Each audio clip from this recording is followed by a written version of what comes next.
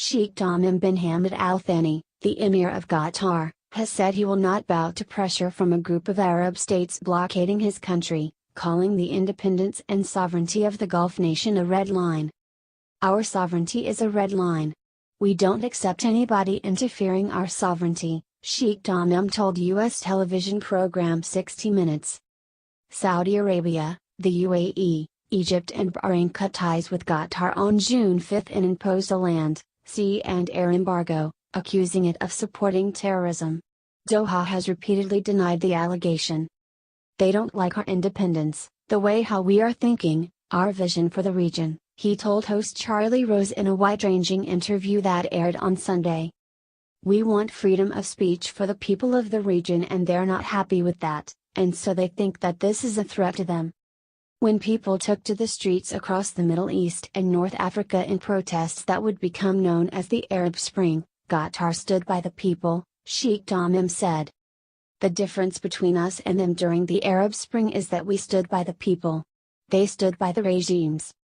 I feel that we chose the right side when we stood by the people."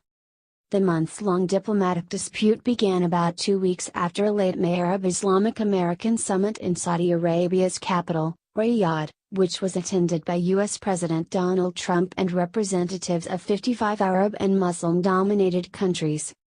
Among them was both the Qatari Emir and the leaders of the countries that subsequently blockaded Qatar.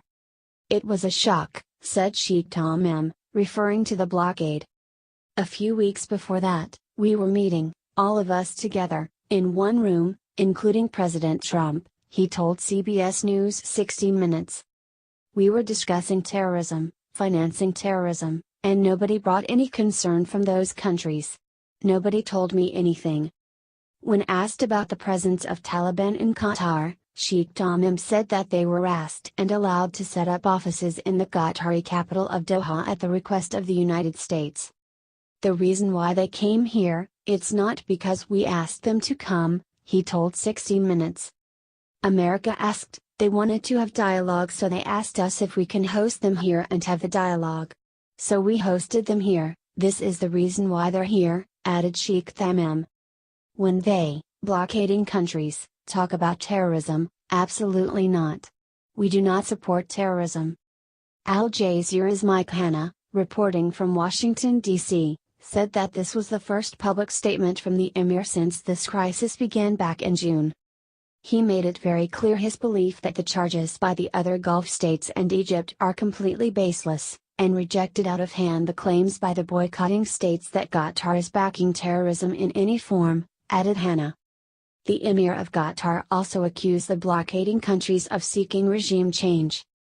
"It was obvious that the Saudi-led quartet is trying to force a change of leadership in Qatar," Sheikh Tamim said.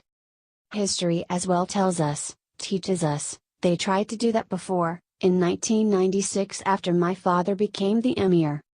Sheikh Tamim became Emir in 2013 at the age of 33, after his father, Sheikh Hamad bin Khalifa al-Thani, transferred power to him.